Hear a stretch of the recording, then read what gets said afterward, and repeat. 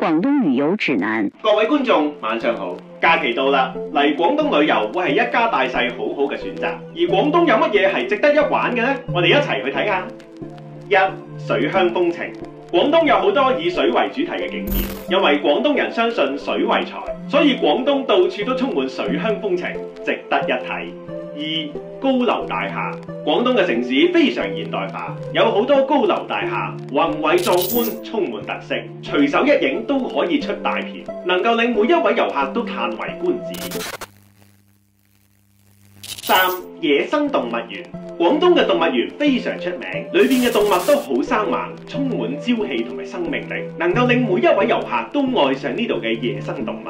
四、水族館。廣東嘅水族館都好出名嘅噃，巨型嘅水族箱環繞，彷彿漫步海底，能夠令每一位大人細路都沉迷其中。